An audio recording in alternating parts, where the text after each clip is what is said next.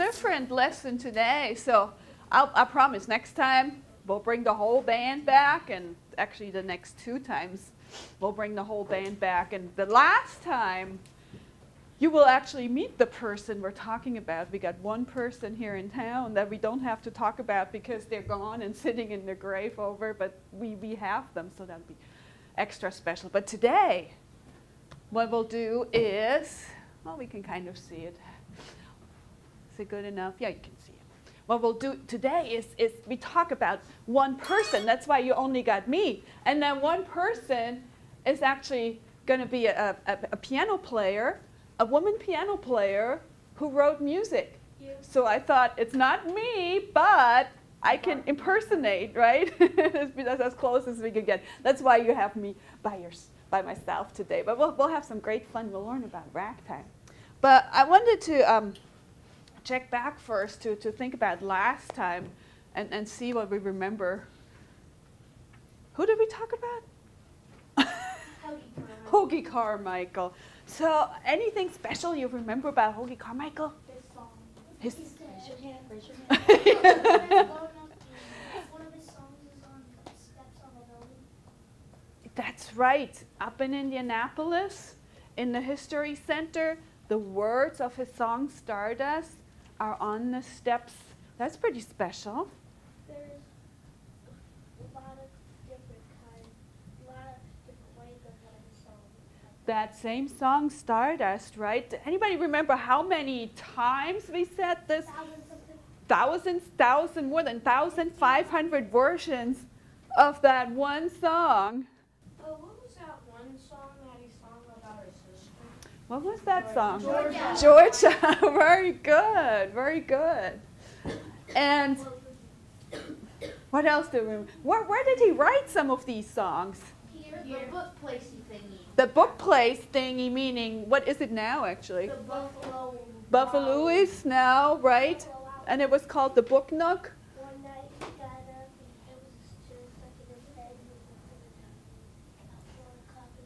It was actually 3 o'clock in the morning. It's even later. So he wrote a lot of music here in Bloomington, but later on he also went to Hollywood. He's actually in quite a few movies too, and then returned back later on. So I hope you wrote some words about this too. I look forward to seeing that, and then we'll put a song together and have you play.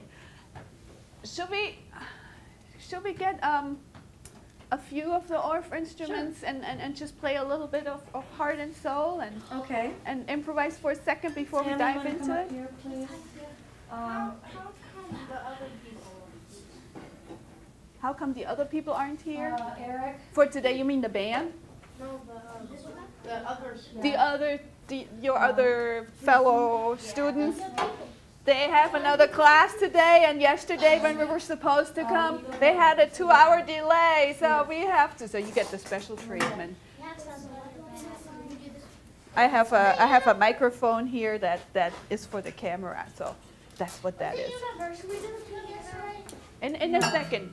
Not yet, not yet. All right, so we have a few. Let's see, we have well, 2 more instruments. those of you who wanted to do the piano and already, we can do the piano. Yeah. Yeah. Get out of school from underneath. Look where they're at. Yeah, go right ahead. And I'll need a few here to be leaders with me too. Remember where you get to play a pattern and everybody plays it back? Anybody who wants to be with me, I can use a few. We got 2. I can 3. We have 1 instrument open here. You gonna help me? I'll show you in a second when we'll do like on C, D, E. You make something up like, and then they all have to play it back. So these are the 3 keys. See, fine? You can use. Yeah, we can switch off, but it doesn't matter which ones they are. So E, B, C, right? Those 3. Okay. We don't need those yet. All right, hang on. Let me explain it. But keep those 3 in your eyes so you know which ones to hit when we get there. Let's play American Flame. Okay, are you ready? Let's play Remember Orff instruments?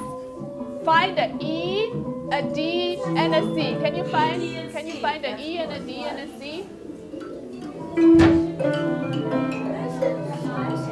All right, hang on, orphans. Okay, number 5. Stop playing when you're asked to stop. Stop playing when you're asked to stop. You're waiting to hear from her.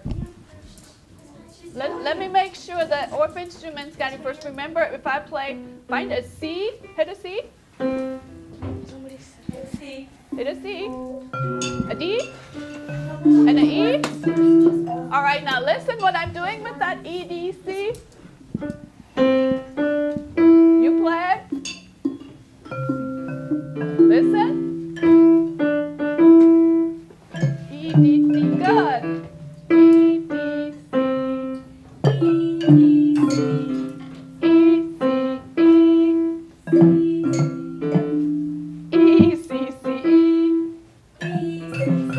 Okay, you guys are so ready. This is exactly what you're going to do, right? Listen, and we'll have different leaders and play back. All right, pianos, are you ready for your...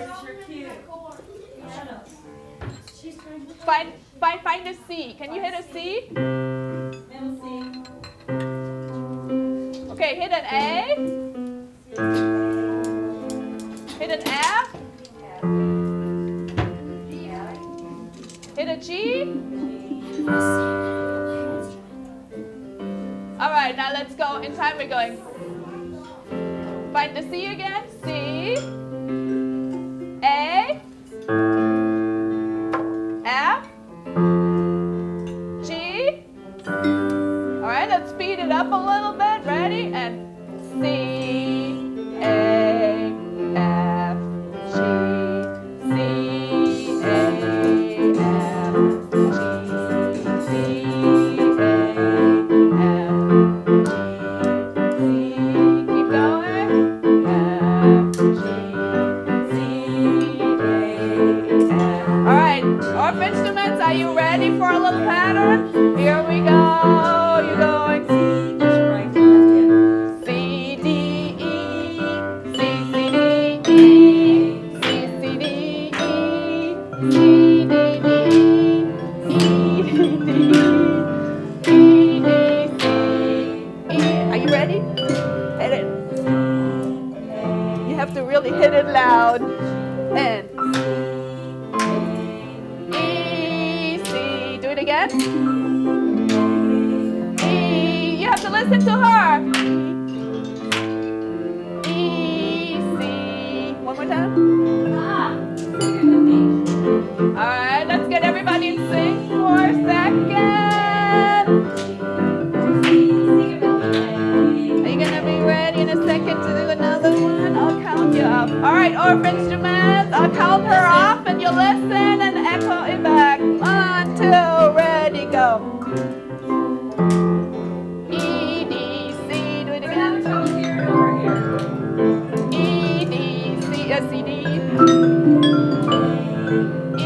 C, D. Can you hear her? E, C, D. All right, very good. Let's switch up. Come up here because they probably can't hear below. Sure. I want you to take your keyboards and turn them down to half of what they are. That's a good idea. And you guys move your instruments closer so you can hear her because I think probably don't play. Oh, yes, I love that. Because you need to hear actually what he's playing. So move right? over so you can hear because I think that you're having trouble hearing. Yes, yes, yes. So move over this way so you guys can hear. Okay. Now you guys at the keyboards, you need to sing those lines softly so you stay together. Okay? All right, let's get the keyboards here synced up. 1, 2, ready, go. C, A, F, G, C, A, F, G, C. I'll count you up in a second, okay? Be ready for him in a second. And 1, 2, ready, go. E, D, C. You have to wait for them to echo. C, D, E, C, D, E, D, C. Listen. Listen. Okay, we have to, remember you have to hear first what he's doing because you don't know yet, okay? Ready? So first listen and then go. 2, ready, go. E, C, D. E, D, C.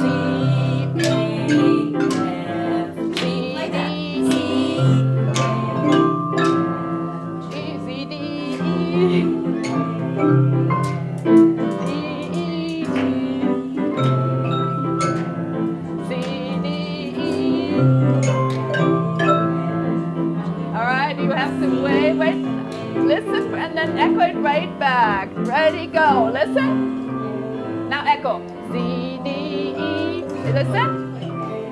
Echo. E, D, C. Listen.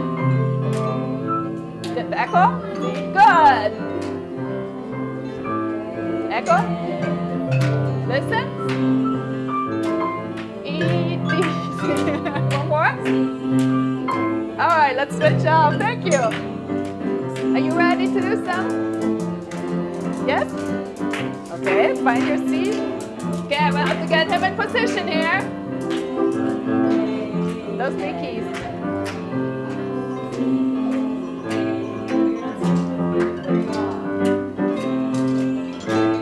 I'll count you off. 2, ready, go. No, these 3. Okay, ready? 1, 2, quiet. Now you E, D, C, really loud. E, D, C, as hard as you can. 1, 2, ready, go. Good. E, D, C. Again. We'll have to keep in time. As soon as they anchor, you have to be ready, okay? 1, 2, ready, go, and E, D, C. Too late! All right, okay, I think we got a good taste. Are we done?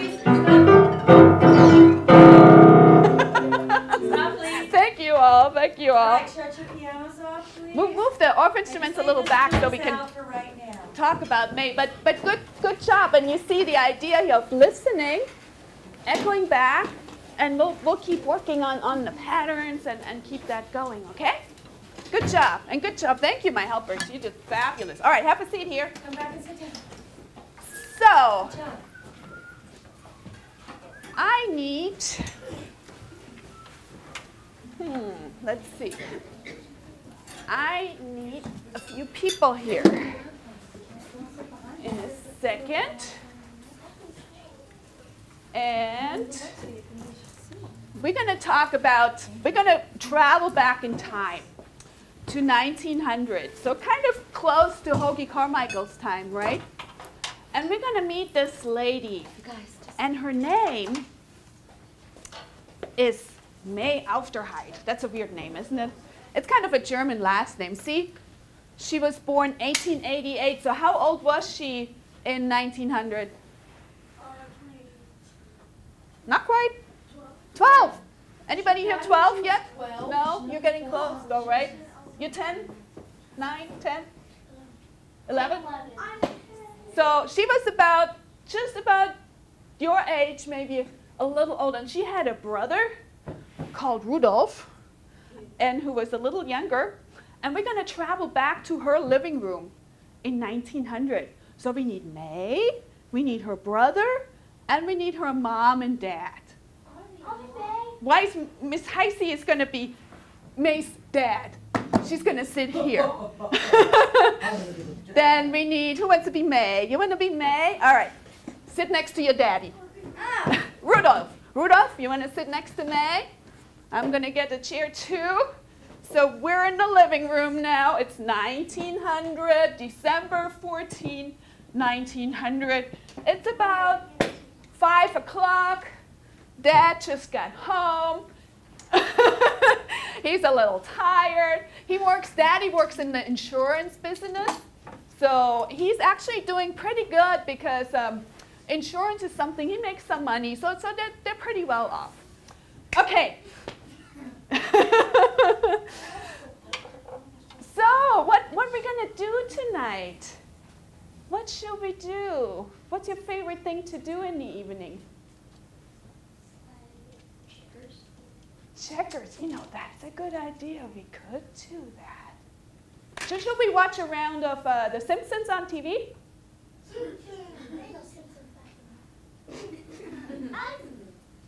Well, what would be the problem, though? Remember, we're in 1900. There's no TV. We can't watch any TV. Okay, so we can't watch TV. We could play checkers.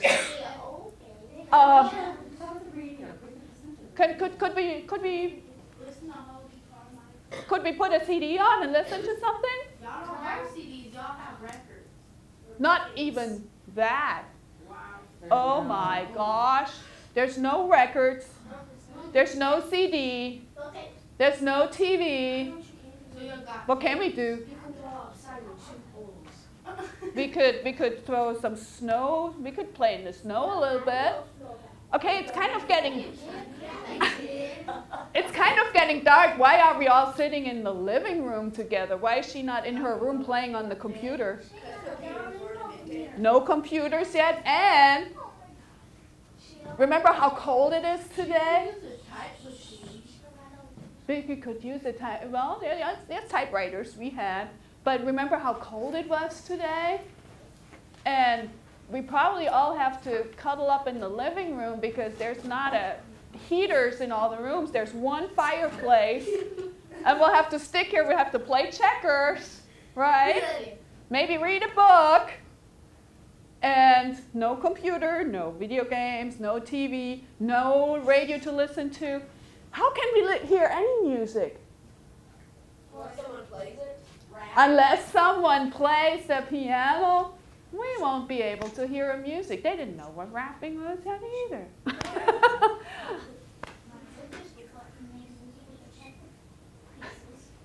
We could. But you know, probably while they were sitting in the living room, and I'll be May here for a second, and to play the piano, May probably got up and got some of her favorite sheet music. So if you went to a store to buy music, you didn't buy CDs or records, you bought sheet music, and then she had to play to learn the piano. And the most popular music, I'll play you a piece and you might even recognize it.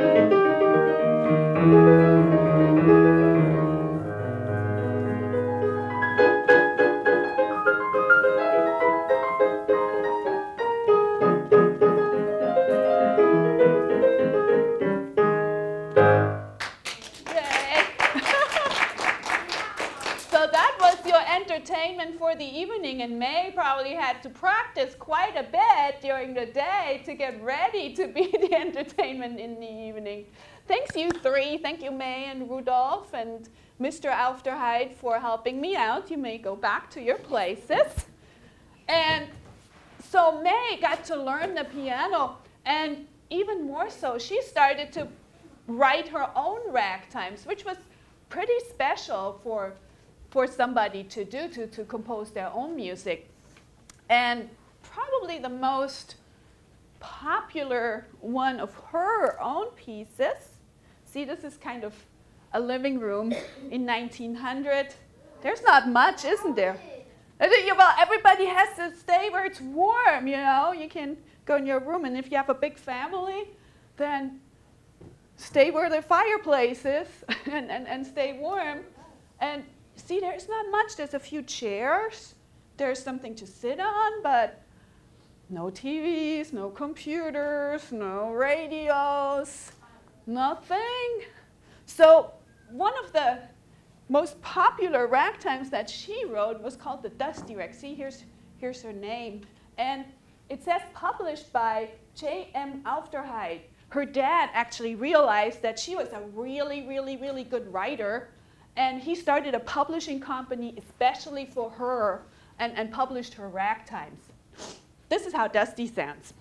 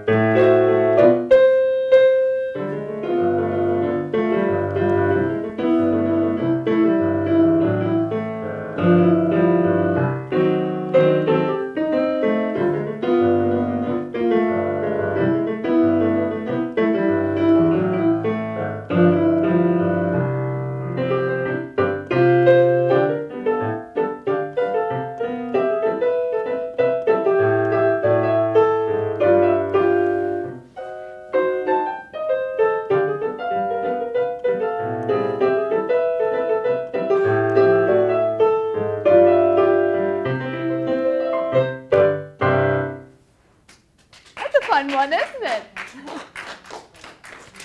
Thank you.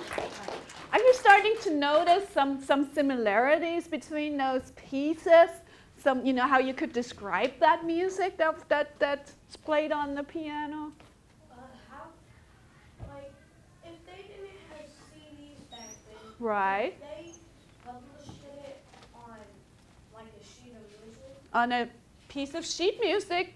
And if you went shopping for sheet music, there were houses, publishing houses, and there were little cubbies, and each cubby had a piano player in them. So if you were interested in, you know, I want to buy the Dusty today, you could ask the piano player, can you play that for me real quick so I can see how it sounds like? And they were really good. You know, they would pick up the music and say, this is how it sounds like. Do you like it? Here it is, $1.99 today. So that's how you bought music. $1.99, probably 99 cents even. Well, what if she didn't want to? What if she didn't want to? Well, it's really quiet if there's nothing in the house. Imagine. You know, music is something special and helps you get together and spend an evening. You know, imagine an evening at home. You could try it tonight. Do not turn on any TV or any computer or any music and see how that is. It would be an experience, wouldn't it?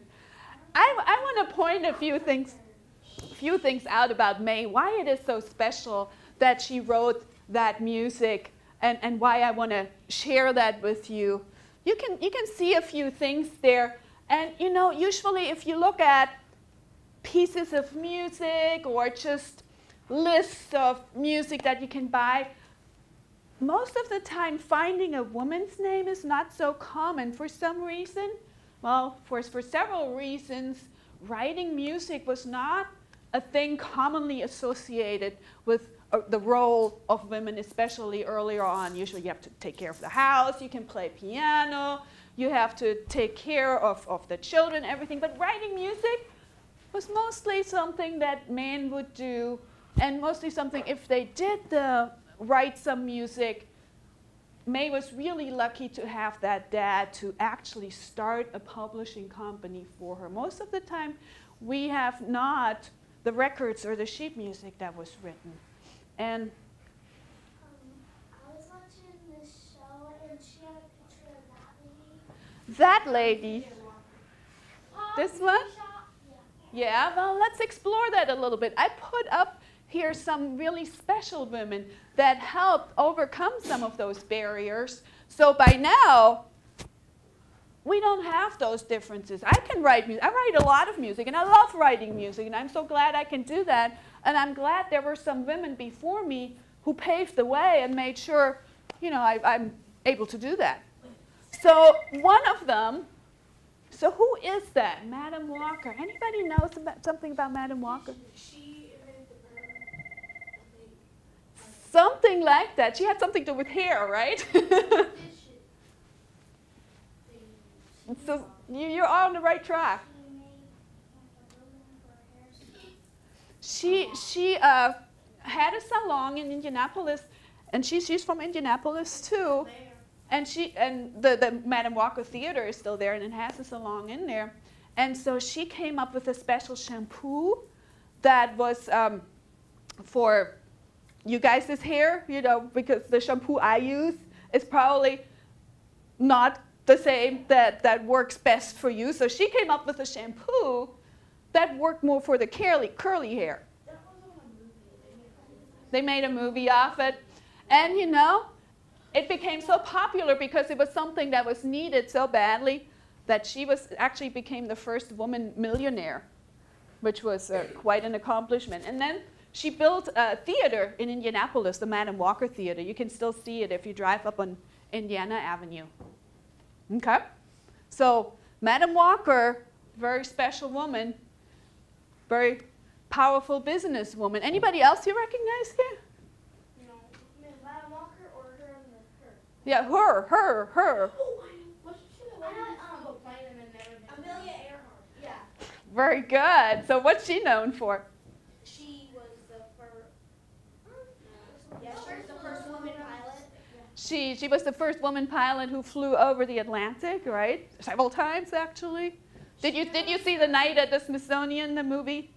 Yeah. So you learned a little bit about her in there. And she disappeared, so eventually on one of those flights, she just disappeared and was never found. I watched the movie. Well, probably in the Atlantic, you know, that's... My mom made me watch Amelia. Did she? Did she? So, you know, at that time when she did that, that was also something brave to do. A, to become a pilot, and B, she loved to go around with pants on, which supposedly women at that time weren't supposed to do. You were always supposed to go in your skirts, right? But she loved to get in the pants and go in the plane and fly because she loved to do that, and she wanted to do that, and nothing could stop her. And so she did it. What about that? What about now? Votes for women. We just had an election, right? Did your moms go to vote, or some of them? My grandpa did. Your grandpa and your grandma maybe too? Maybe. But you know that your sister did? Yeah. So, but you know, that's not that long. At the time of May Aufderheit's time, women were not allowed to vote yet. I want to say it's 1918. Didn't Elizabeth something change that right? There was, you know, in different countries, it was at different times. But here in the States, it was about 1918 that women had the right to even vote. Before that, they couldn't do that. And there were some, again, that were standing up for it and saying, we want that same right. And because they stood up for it, it did become the law, and it was passed. I put this lady in because I just really, really enjoy her. This is a piano player called Patrice Rushen in the 70s, fabulous pianist. And sometimes you can even see her on the Grammy Awards if you watch it. She's often conducting the band in the back there. Fabulous composer and arranger. How old is she? She's probably in her 50s now. So. Watch it. So here's some of those fabulous, and you know, this is one of the reasons I wanted to introduce you to May too, as part of our people that we get to know from the jazz legacy of Indiana, because writing music around 1900 wasn't hard. And 1908 was when Dusty was written. In 1909 was her other popular ragtime. And you know what? After that time, we don't really have anything anymore from her, because 1909 she got married and she did not write any more music. That was just the way it worked at that time too. If you got married, you had to take care of the household. It was expected from you, and we don't have any more pieces after that. Why does someone say rat?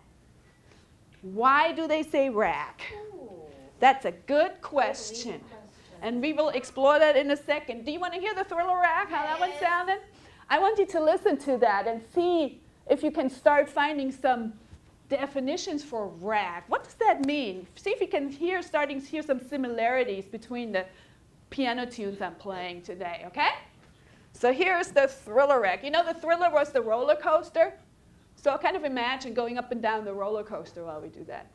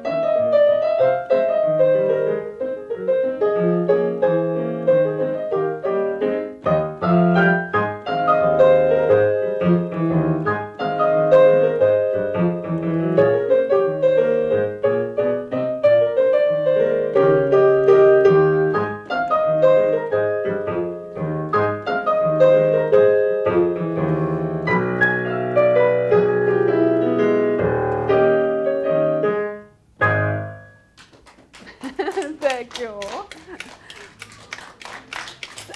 Are you starting to hear some special characteristics about that music?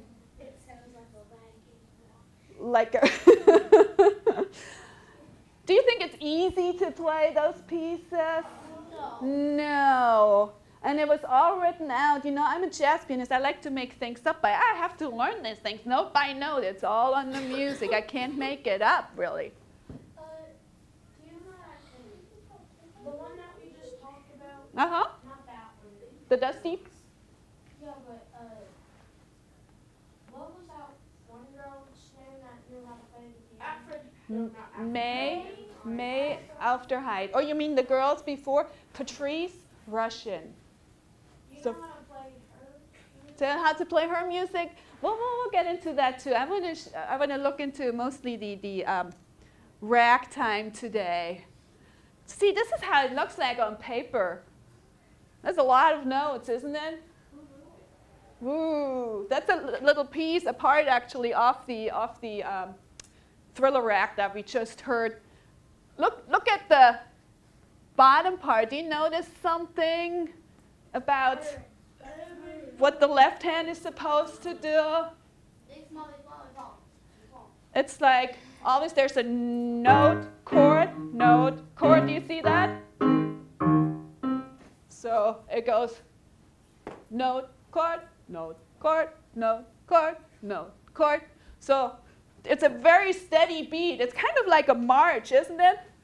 1.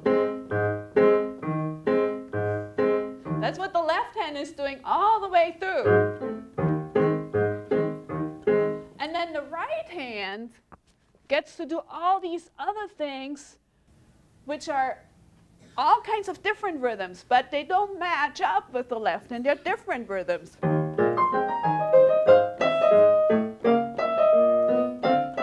So like dum da da. So they're kind of offbeat. I want you to try something out here for a second just to get a feel for the left hand march rhythms versus the right hand that has all these offbeat rhythms.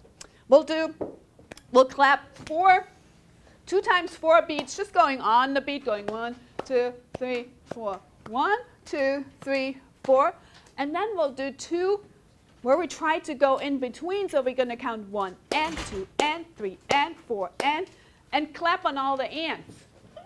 Do you think we can do that? It'll be hard. You have to concentrate. But just to get a feel for how it feels to be on the beat and then in between. Okay, so 2 times on 1, 2, 3, 4, and 2 times on 1 and 2 and. Got it? 1, 2, ready, go. On 1, 2, 3, 4. 1, 2, 3. Now in between. 1 and 2 and 3 and 4 and 1 and 2 and 3 and 4 and on. 2, 3, 4. 1, 2, 3. In between. 1 and 2 and 3 and 4 and 1 and 2 and 3 and 4 and on. 2, 3, 4. And one more time in between. And 1 and 2 and 3 and 4 and 1 and 2 and 3 and 4 and yay, very good. So what's easier to do? To go march, right? We have those 2 legs and we just like to march to the music going on the beat. But if we have to go 1 and 2 and 3 and it's harder, isn't it? It feels like stumbling and falling over. But you know what? It gives a really good feel to the music if we go 1 and 2 and 3. Gives us that extra lilt and fun part that makes us dance. So doing something in between those beats on accents where we don't usually stomp like a march, it's called, did you learn that yet? Did you learn that yet? Miss Heisey's going, I taught you that word. We did a whole thing of that right at the beginning. Did you? Starts with an S. It starts with S. Ends with shun. No. It's got more It's S. syllables than that. S-Y. S-Y. Solution. S-Y. No. Think before you say. Think before you say. Don't swing at all the pitches. Syncopation. Syncopation. Actually, I'll show it to you in a second. I'm trying to get this playing, but my controls. Born So, in the Midwest. It was a bridge between the music of the wind bands and early jazz, which was born in the South. Thank you. Let's listen to a portion of The Maple Leaf Rag, written by ragtime's greatest composer, Scott Joplin. recognize that?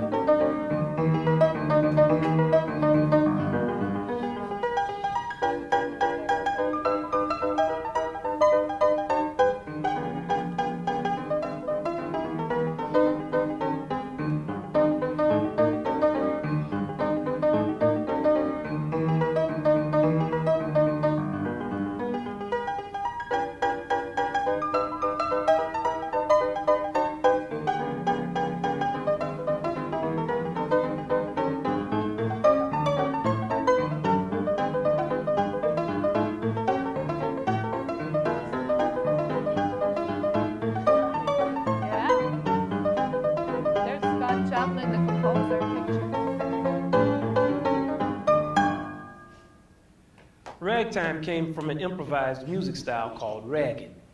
Now, ragging means you make a melody ragged by changing its notes and rhythms. Ragging was an American version of African musical stylings which featured syncopation.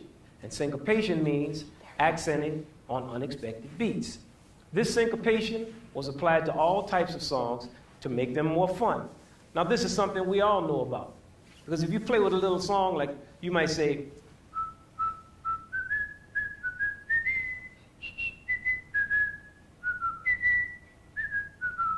that's ragging. Now, ragtime music is what happened when ragging was written down and applied to marches and other more complex music. You have to remember that this was even before the advent of the radio, let alone the television and all these videos and stuff that people look at. The center of family entertainment in the home was the parlor piano, as if you had enough money to buy one. Now, ragtime music was perfect for every home's new piano if somebody could play it. And if not, the rag sounded good on a player piano. That's a piano which played itself with the aid of a piano roll. So that was as close as you get to a record player if you had a piano, play a piano.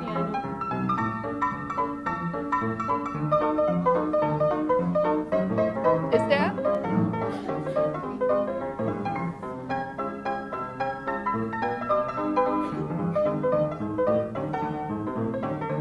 Got holes punched, and that's how to play it.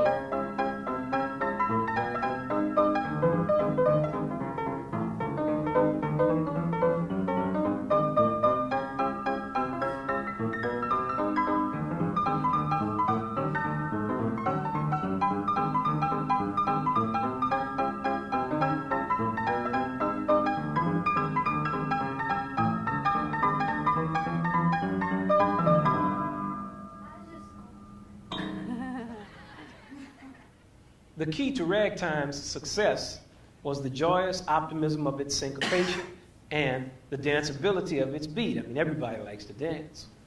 It became the most popular musical art of America for about 25 years and was eventually arranged for all types of musical ensembles, even odd combinations of strings and winds, which we're going to hear in a moment.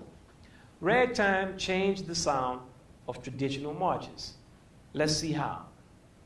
First, the syncopation we've been talking about. This is a phrase without syncopation. On the beat.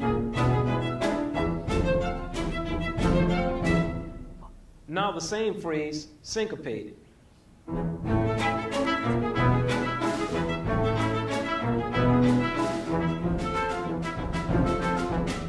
Secondly, ragtime melodies cover a wide range.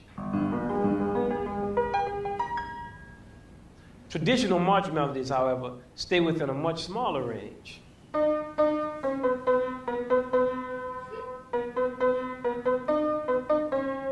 4 notes.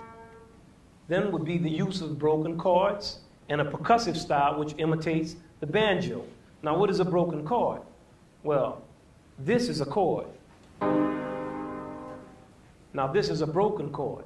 Now, you know how banjos pick, like, right? Now, what does this sound like? Sounds like a banjo. You see? Like a banjo. Now, here are some similarities between rags and marches. First would be the 2-beat feel. That's what gives the march the oompa, oompa, oompa sound.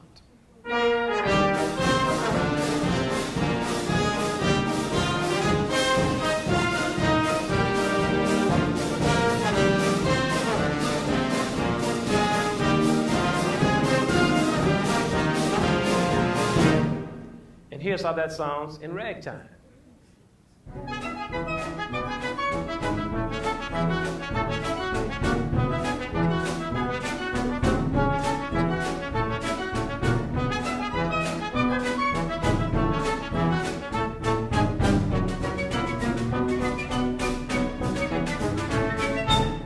Then we have 16-bar strains, which are repeated. Now I need you all to count so that you can understand this. 2, 3, 4, 5, 6, 7,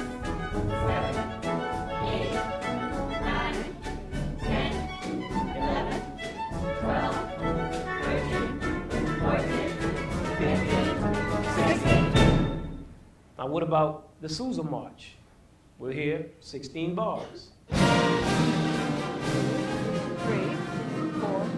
5, 6, 7, 8, 9, 10, 11, 12, 13, 14, 15, 16. Also a middle strain called trio, which has a gentler quality. It's softer, relaxed, and it's in another key.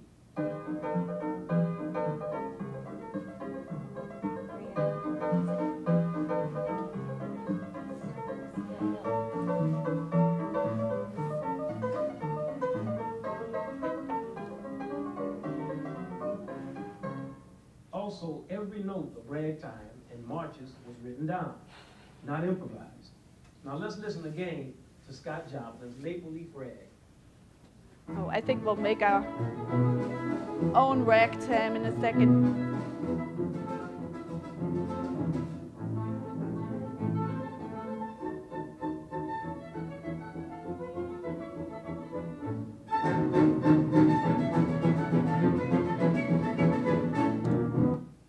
All right. That was interesting, wasn't it? How out of the marches, we got the ragtime.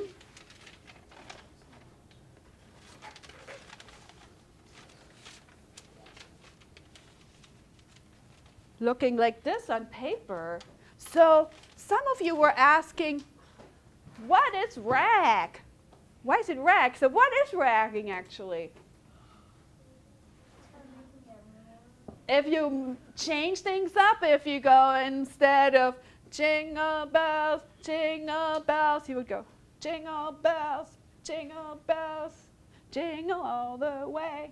So I'm ragging with the melody, right? I'm changing it up a little bit. And that's how the jazz that we keep talking about, that whole improv part evolved, just ragging up melodies. And you know what? Let's do that for our last few minutes. Let's see if we can rag up a few melodies. First, we need our ragtime beat. Remember that 2-beat feel? Then ba, right? So I need the ohms and the pas. Here. How about if you guys are the bass, can you stomp on the floor while you do that? Does it work? You stomp real loud? All right. And you make the pa, but I clap. So we're getting a stomp, clap, stomp, clap, stomp, clap, stomp, clap, stomp, clap, stomp, clap. And keep that going now, because we're going to be the ragging part. Stomp, clap, stomp, clap. So I'll give you a little pattern. Keep the stomp, clap. And you echo it back just like we did before. Okay? I'll just clap something for you. Go, Jim.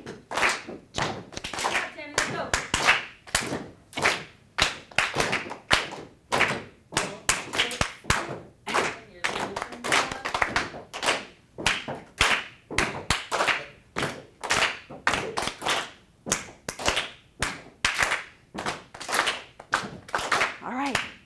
Anybody else? You want to be leaders? Come here. Keep going, keep going. Come. Stand up, stand up. Stand up. You can do it. Yeah, I'm gonna go. Okay, 2, 3, go. One more. Oh, you got lost. One more. And last one. Anybody else? Keep going, stop, claps. You're wimping out on me. Thank you, sir.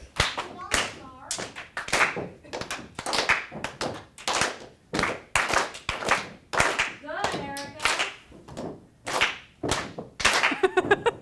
Very good. Okay, how about if we switch sides so you get to do that too? So you're going to be the ompas Come here. over here. I'll be a stomper. And we'll be here. So you guys are the stompers. Stop your boots. You guys are the clappers. You ready? Here we go. And you'll be my echo, and then we need some leaders, okay? You need a stomp clap. Hang on, we need our ragging, our march going first. Here we go, ready? So, clap, stomp, clap, stomp, clap. Are you ready to echo a few? 1, 2, ready, go. And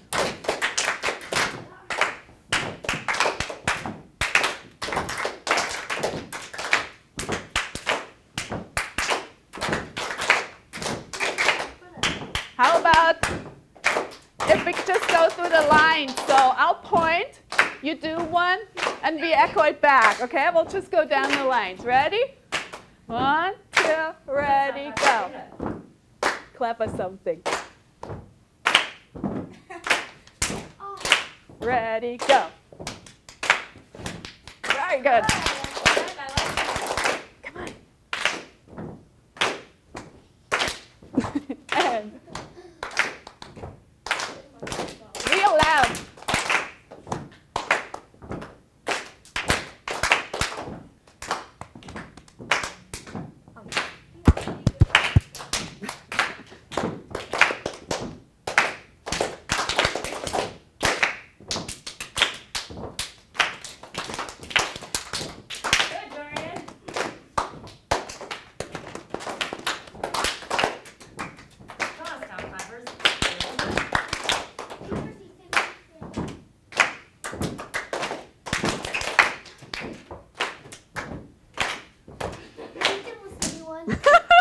All right, very good. So, very good. Excellent ragtime going. And you know what? To go out, since we're like so close before Christmas, I think we'll sing a version of Jingle Bells with a little ragging before we go out. But you know what? Does one of you want to try? Okay, you know, the regular version is Jingle Bells, Jingle Bells. Anybody wants to? I know you can all do that. You know that part. Anybody wants to try like ragging? Just different ways of doing the Jingle Bells part. Let's hear some different versions. I love that. Anybody else? Do it loud. Anybody else wants to rag up Jingle Bells here? Here, Miss Heisey. Jingle bells, jingle bells, Woohoo. jingle, jingle all the way. Woo! One more version, Jingle Bells version? All right, let's sing it all together before we go out, and we'll swing it up and rag it up a little bit. I like that jingling bells. Good. That is very cute. Okay. And jingle bells, jingle bells, jingle all the way. Oh, what fun it is to ride on a jingle bells, jingle bells, jingle all the way. Oh, what fun it is to ride on horses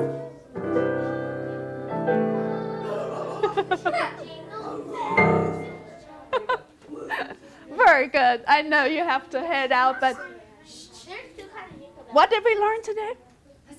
What did we learn today? May after Hyde Yes, May after Hyde. and What did we learn? It starts with an S. syncopation, so it's offbeat rhythms. We learned about ragging and ragtime. Scott Joplin was a very famous ragtime composer. May after Hyde. Anybody remembers about kind of what time she was living? 1888. You remember that? Very good. And her brother's name was Rudolph. That's kind of fun fact, isn't it? This time of year, yeah. And you know, what was so special about her? Why did I teach you about her? Just hang on just 1 second. Ladies and gentlemen, we're still in class. Why did we learn about her?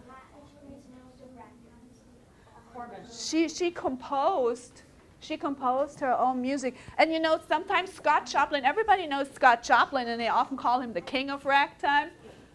But you know, she's often called the queen of ragtime because she wrote all these pieces. Any last facts you want to share? She was pretty young. So 1908, when she wrote some of those, she was just about 20, right? Teaching you responsibility. Teaching you responsibility? How? London, explain. Like whenever she got married, she had to do everything that she had to do. Good. Well, teaching you something about the roles. We learned something about the roles of women and how things changed, right? Aren't you glad? I'm glad that I can write my own music. I'm really glad we had people like this and Amelia who paved the way for us. Last one?